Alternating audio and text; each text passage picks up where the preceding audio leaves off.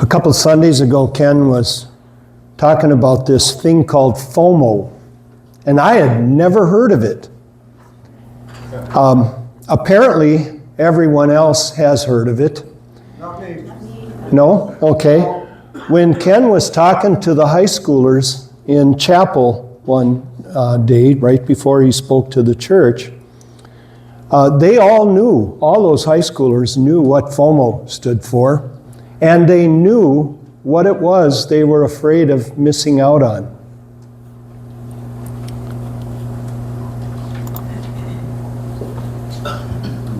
And I said, missing out on what? When I looked into the concept a little bit, there's a lot out there. Generation Z is the ones known for experiencing FOMO, the fear of missing out. And to avoid this, they keep a real close watch on their social media invites. Their 40 or 50-something-year-old Gen X parents are happy to have left the frantic social gatherings behind. With the busyness of their lives, they're known for JOMO, the joy of missing out. When responsibilities take over life, Generation Y, known as the millennials, they're in their late 20s to 30s and they're trying to keep up with their social life, but they're starting families. The complexity of parenting time and evening weekend plans seem to get derailed because of babysitters canceling on them, or a sick child, or just the busy parenting life. They've replaced FOMO with ROMO, responsibilities occasionally missing out.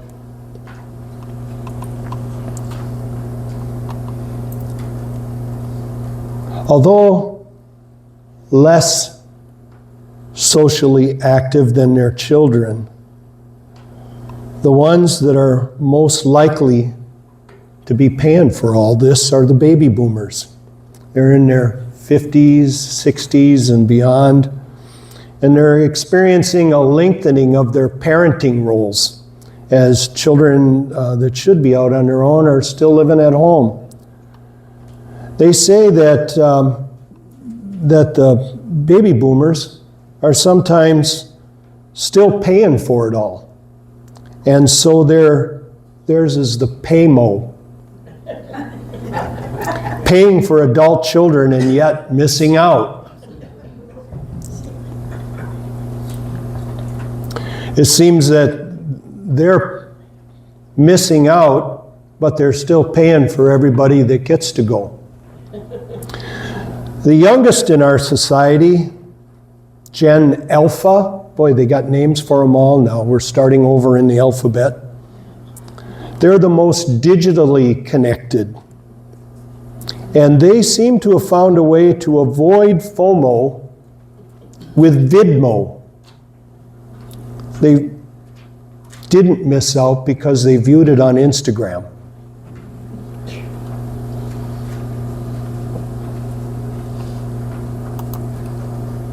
What is it we're missing out on? Is it our social life?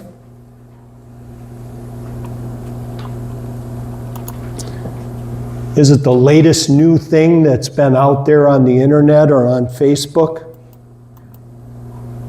Maybe for those of us who get a little older, we're missing out on a better job or a better house, or maybe when you're a teenager, a better car. Those of us that are older, a bigger savings account. The younger generation, my kids' age, they're all into experiences rather than things.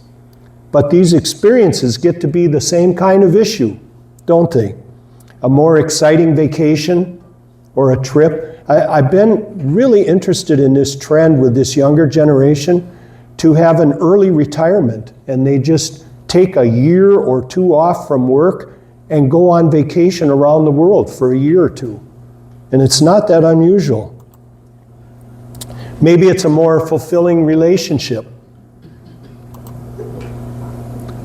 Or maybe at my age it just gets to be checking off the things on your bucket list.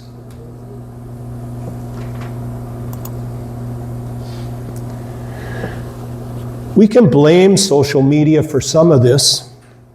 The fear, they say, is real. At least it's been described by a lot of psychologists as anxiety on steroids. I wonder if it's not a form of this FOMO that's made it almost impossible for me to try and organize family get-togethers with extended family. It seems like nobody wants to commit to anything. I saw online an InterVarsity staffer wrote this about this thing that nobody wants to commit anymore. He said, it's as if we've moved from FOMO to FOBO. What is FOBO? The fear of better options. The average young person, he says, his thinking seems to have shifted. It used to be, what if I don't go and they have fun without me? And now it's, what if I commit now and regret it later because something better came up? FOBO, I think, might be the reason why you get texts like this. I'd love to get lunch at that time as long as something doesn't come up. Or I'll plan on being there unless something changes. What I get is often no response at all when I send out the text to invite for Thanksgiving. And I don't get a text then until the night before or the day of, when they tell me whether they'll be there or not.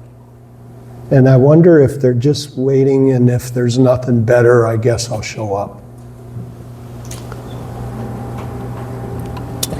While it could be our overuse to the point of addiction, social media, the modern life has plenty of other reasons why we would have this anxiety or fear of missing out.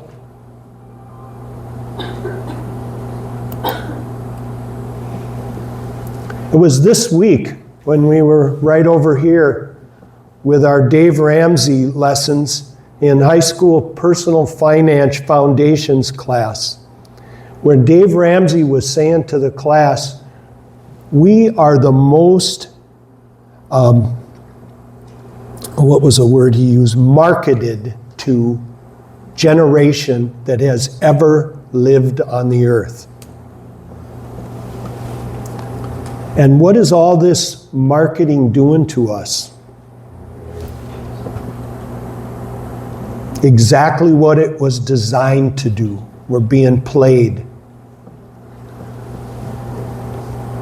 It's leaving us discontent with what we have, which was its purpose. You'll be missing out unless you buy this or go there or watch this. You'll be missing out. It seems like between social media, advertising, and peer pressure, we are packing our lives so full of things and activities that we don't want to miss out on, that we don't have time for the things that should be getting our priority. I'd like to illustrate this idea with a story I heard a few times in my early years when I used to go to a lot of business conferences. And it was usually at some kind of a breakout session about priorities when we'd hear a story like this. The story goes that a man went to visit a friend who was a very successful businessman, and he was in the hospital dying. He was the CEO of a big company, 7-figure income, had several homes, many cars, took vacations all over the world. And while he had really made it in life, as most people would count making it in life, he was sitting in that hospital room all alone. I saw one story similar to this. It said, you see, in my late 20s, I went to visit a former business owner suffering from congestive heart failure. Slouched over in an oversized hospital bed, connected to various tubes, and fully aware of his fatal prognosis. He talked openly and passionately about his life. He spoke of his business and its outstanding success. But he added that it had come at a cost of things that mattered even more to him. He spoke about his youth, his family, his house, health, and how he lost each of them through the choices he made along the way. We visited for over an hour, and one of the final things he shared impacted me so deeply, I wrote it down in my journal that night. He said, John, I spent a lifetime sprinting up the ladder of success. Then he looked away from me and looked out the window before he added, only to discover I had the ladder leaning against the wrong wall. We can get so busy chasing our goals or whatever it is that we're afraid to miss out on that we lose sight of what is vitally important.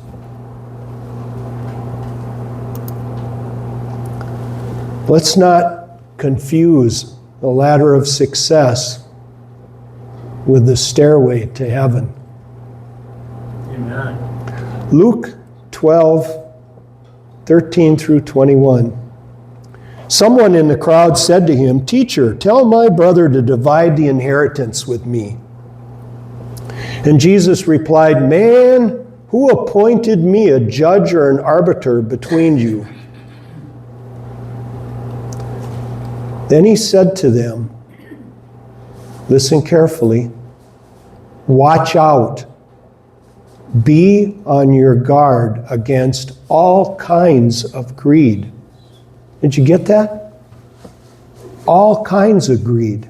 I hadn't seen that before. When I read that before, I always read, be on your guard against greed. There's more than one kind. There's more than just money to be greedy about. Yeah, wow. Life does not consist of an abundance of possessions, Jesus said. And then he told him this parable. The ground of a certain rich man yielded an abundant harvest. He thought to himself, what shall I do? I have no place to store all my crops. Then he said, this is what I'll do. I'll tear down my barns, build bigger ones. You'll have plenty of grain laid up for many years. Take life easy. Eat, drink, be merry. But God said to him, you fool, this very night your life will be demanded from you. Then who will get what you have prepared for yourself? This is how it will be. This is Jesus speaking now. This is how it will be with whoever stores up things for themselves, but is not rich toward God. That's another thing. I missed reading that all these other times. I always read, or maybe it was just my perception, you can't save up things for yourself. You just have to be rich toward God. That's not what he said. He said, this is how it will be with whoever stores up things for themselves, but is not rich toward God. I ran across this quote by John Ortman.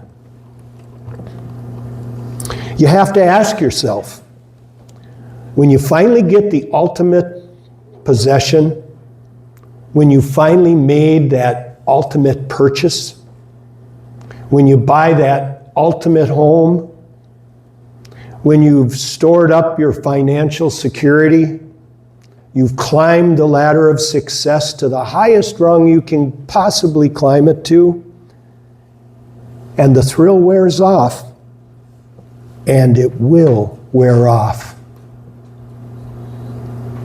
Then what?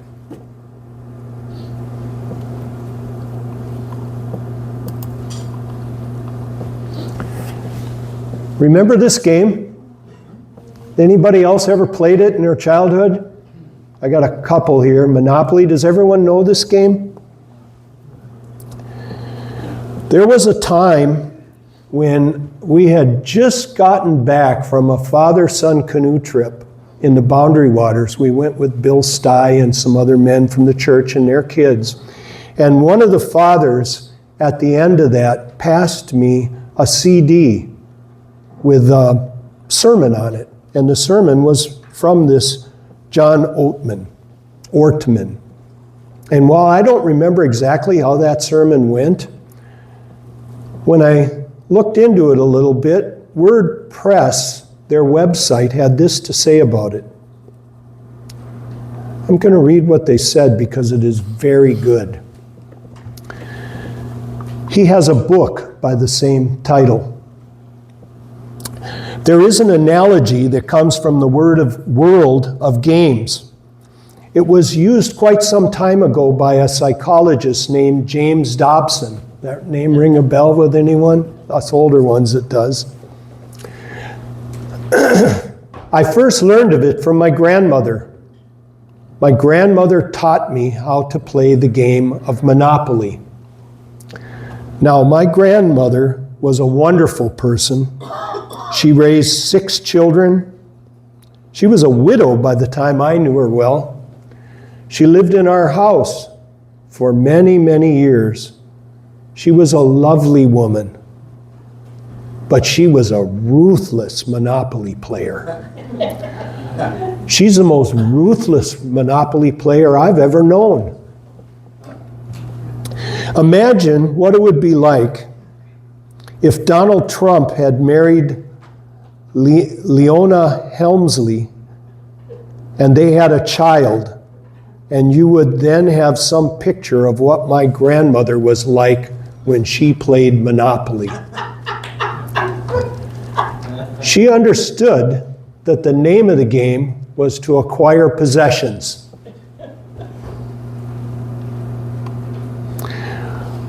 When we would play, when I was a little kid, and I got my money from the bank, I would just want to save it, hang on to it, because it was so much fun to have money.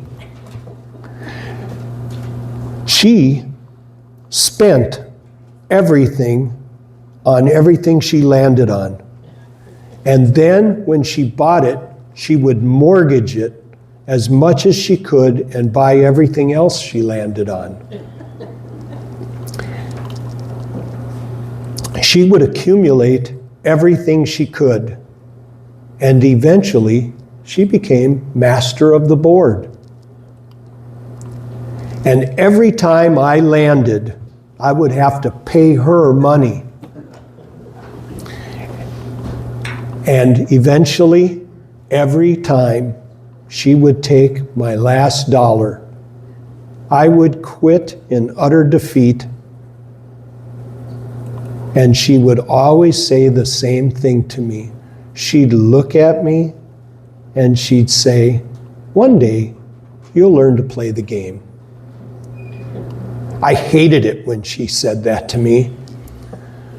So one summer, I played Monopoly with a neighbor kid, a friend of mine, for hours. We played every day for hours.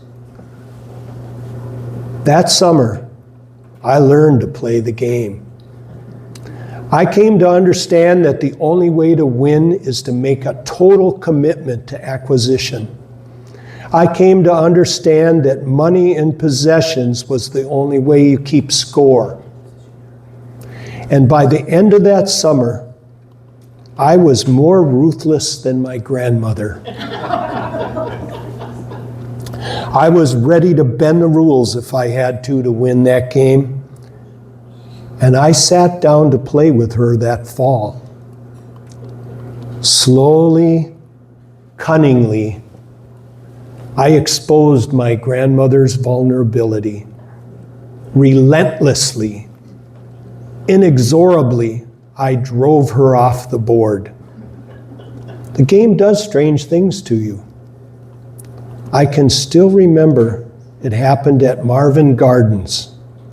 I looked at my grandmother. She taught me how to play the game. She was an old lady by now. She was a widow. She had raised my mom. She loved my mom. She loved me. I took everything she had. I destroyed her financially and psychologically. I watched her give her last dollar and quit in utter defeat. It was the greatest day of my life. Then, she had one more thing to teach me. Then she said, now it all goes back in the box. All those houses and hotels, all those railroads and utility companies, all that property, all that wonderful money, now it all goes back in the box. I didn't want it to go back in the box. I wanted to leave the board out, bronze it maybe, as a memorial to my ability to play the game. No, she said, none of it was really yours. You got all heated up for a while, but it was around a long time before you sat down at the board, and it'll be around a long time after you are gone. Players come, players go, but it all goes back in the box. And the game always ends. For every player, the game ends. Every day you pick up a newspaper and you can turn a page that describes people for whom this week the game ended. A skilled businessman, an aging grandmother who was in a convalescent home with a brain tumor, a teenage kid who thinks they have the whole world in front of them until somebody drives through a stop sign. It all goes back in the box. Houses, cars, titles, clothes, filled barns, and bulging portfolios. Even your body. It all goes back in the box.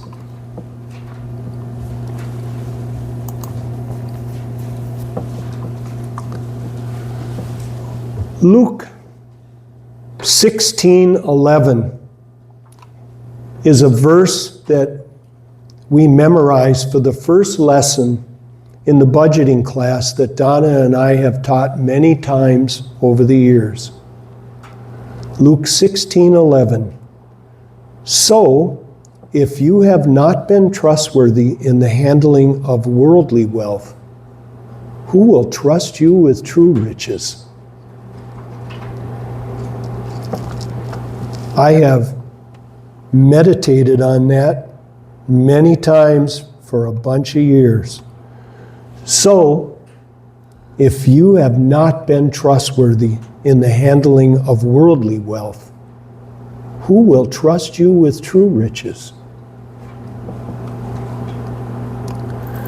Somebody a long time ago said that life is like a game. I was intrigued when I read that one of the most widely read manuscripts in the Middle Ages was an allegory that compared life to a game of chess. The anonymous author wrote, this is from the Middle Ages, remember, "Wherefore, play the game of life warily, for your opponent is full of subtlety, and take abundant thought over your moves, for the stake is your soul."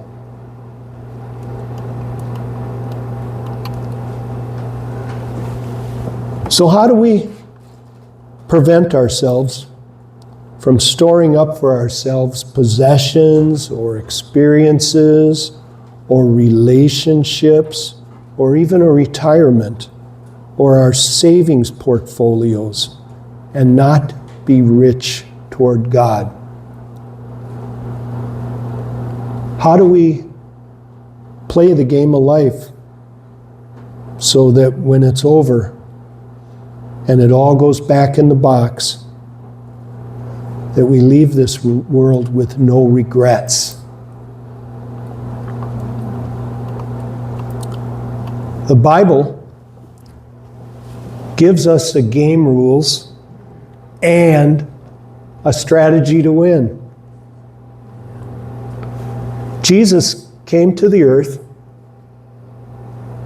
showed us how to live to win. He's the only one who has overcome the world and took first place at life. He sent His Spirit to teach and coach us how to follow Him. And without Him, you can't make it. You can't make it.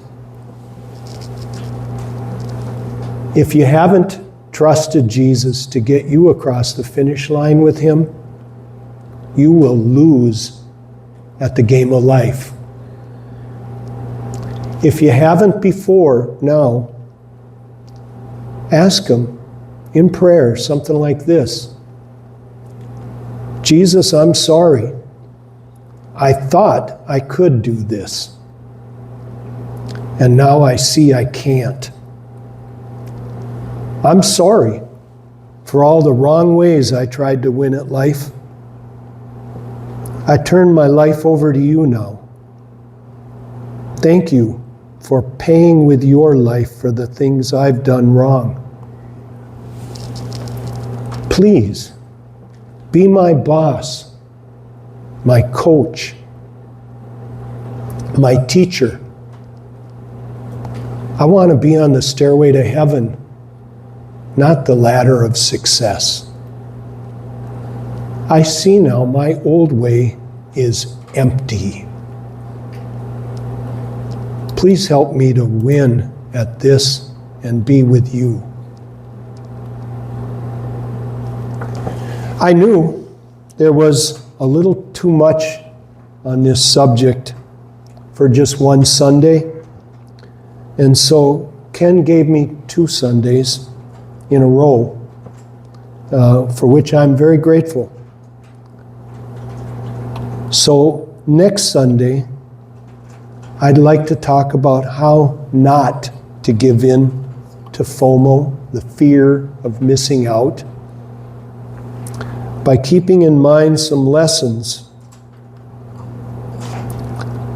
Lessons like more will never be enough. Lessons like winning alone is called losing. and to be the kind of player in life that people want to sit next to. The Bible really does teach ideas like this, but they use different words. I'm going to try and use some more down-to-earth terms like these so that we can learn, when it all goes back in the box, not to be filled with regret like that rich businessman, but look forward to what's coming next, because we did live a life and saved up riches toward God.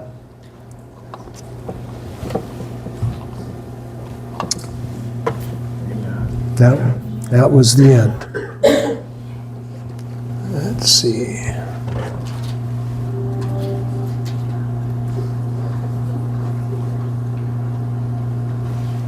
Thank you, Bert.